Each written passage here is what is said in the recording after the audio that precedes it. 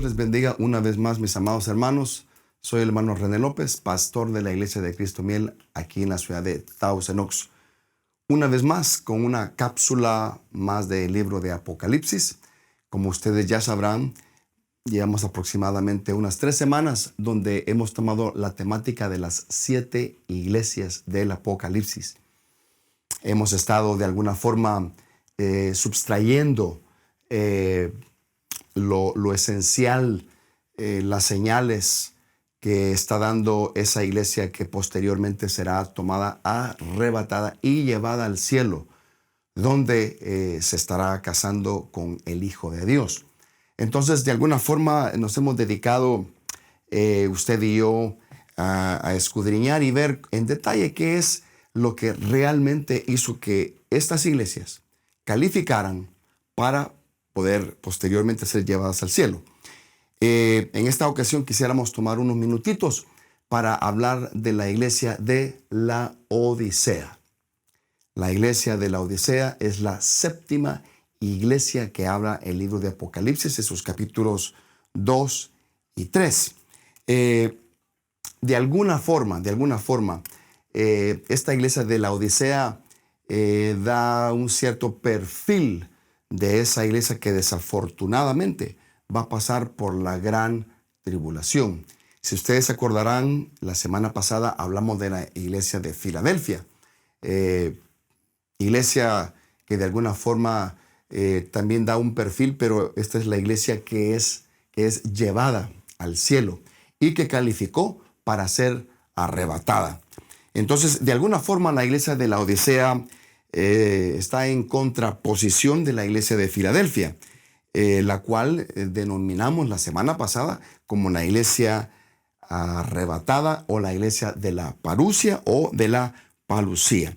Entonces, miramos cómo fue que la iglesia de Filadelfia dio todas esas señales y de alguna forma pues cumplió con los requisitos que el Señor le estaba pidiendo.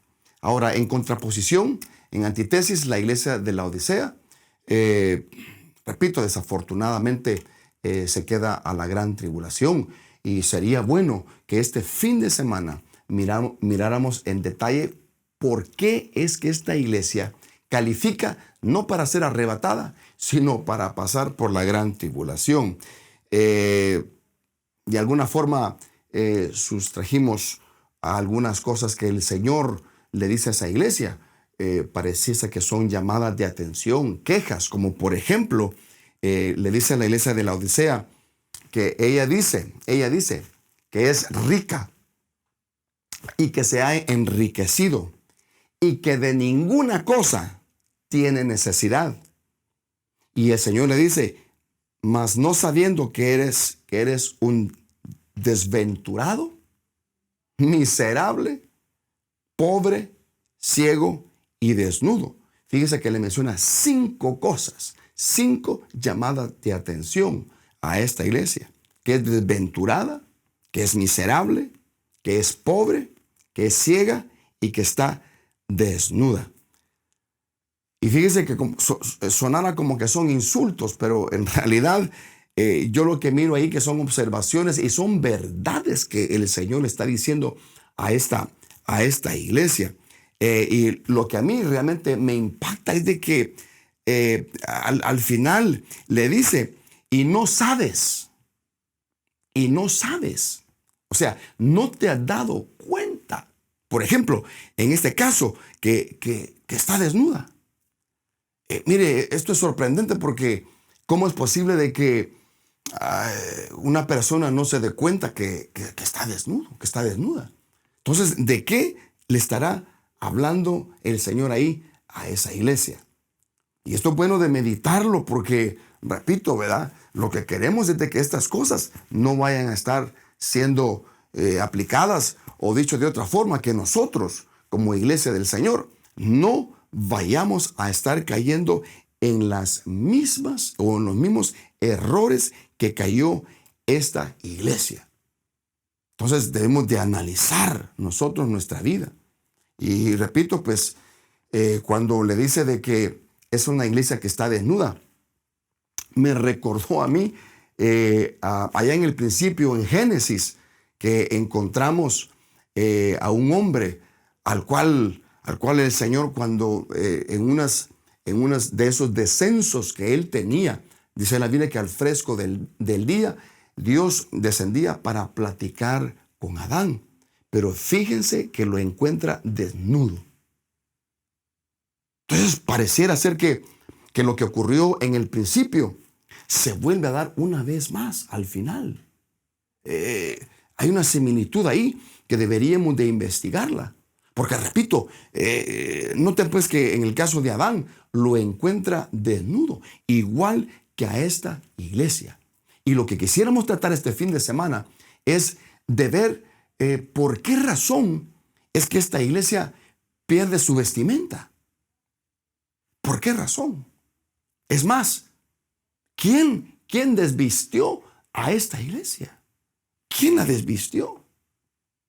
Y si hablamos de vestimenta, ¿de qué clase de vestimenta está hablando la Biblia? Cuando le dice, pues en este caso a la Odisea, que la encontró desnuda. Entonces, sería bueno que fuéramos a investigar qué clase de vestimenta debería de tener la iglesia. Y ahí mismo en el libro de Apocalipsis, yo encuentro un pasaje donde el Señor menciona esto de la vestimenta, porque allá en el capítulo 19 dice así, gocémonos, dice, y alegrémonos y démosle gloria, porque han llegado las bodas del Cordero y a su esposa se le ha preparado, o esta esposa se ha preparado.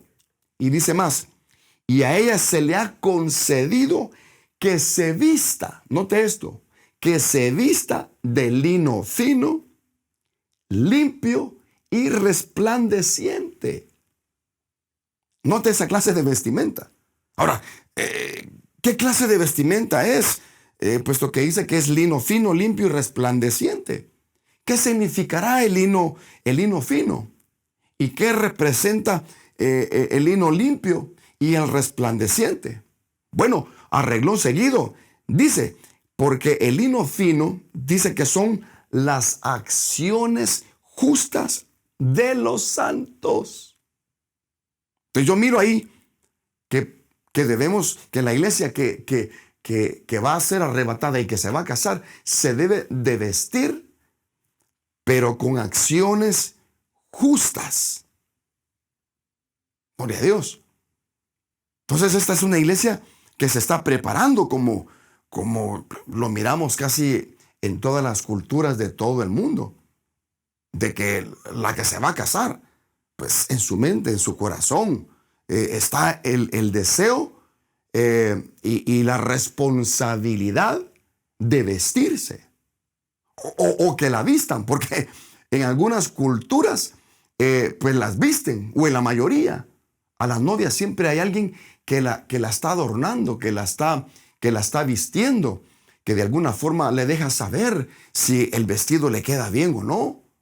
En algunos casos hasta le ponen el pie en la espalda y la estiran para poderle hacer llegar, ¿verdad? O hacerle cerrar el vestido a manera de que pues pueda lucirlo bien. Entonces, este fin de semana vamos a estar hablando de estas acciones, y que con la ayuda del Señor, mis amados hermanos, no vayamos a caer en situaciones que miramos en la Biblia, donde dice la Biblia que en una ocasión encontraron a un fulano que no estaba vestido de bodas. Usted se acordará allá en el capítulo 22 en adelante, donde aparentemente nos llevan a la escena de la boda, y parece que ya están las fiestas y la alegría, el regocijo y el gozo. Y entonces como que de repente aparece en la escena una persona, un fulano ahí, que dice que cuando lo miran, le llaman la atención y le dicen, ¿cómo entraste aquí sin estar vestido de boda? ¿Cómo entraste? Y parece que el fulano, la persona ahí como que se queda estupefacto, sin decir nada, sorprendido, que lo sorprendieron. Y dice y dan la orden que lo agarren, que lo arresten y que lo aten de pies y de manos y lo echan a las tinieblas de afuera por haber sido sorprendido en la fiesta de bodas sin vestido. ¿Cómo le habrá hecho para entrar a esa fiesta? Yo no sé tú, pero yo me acuerdo de una película que hicieron no hace mucho. Parece que le llamaban The Wedding Crasher, algo así, donde hay personas que se dedican a esto, que van que sin invitación, sin que nadie los invite, se meten a la fiesta y no conocen a nadie, ni al que se está casando, ni a la novia, a nadie, y de alguna forma aprovecha para estar ahí en esa fiesta. Pero cuando son sorprendidos, llaman hasta la policía y son hasta arrestados. Entonces, mis amados hermanos, yo quisiera pues que platicásemos este fin de semana y habláramos pues de esa vestidura, de esa vestimenta que debe de tener la iglesia para cuando el amado regrese por ella. Y si la encuentra vestida y adornada, entonces califica para ser arrebatada. Amén, mis amados hermanos, pues un privilegio una vez más poder llegar hasta la intimidad de sus hogares, esperando que esta pequeña cápsula sea de alguna forma un entremés que despierte el apetito y el hambre espiritual para que cuando demos lujo de detalles sobre esta enseñanza, podamos ser edificados por la palabra del Señor. Amén. Que el Señor me los bendiga.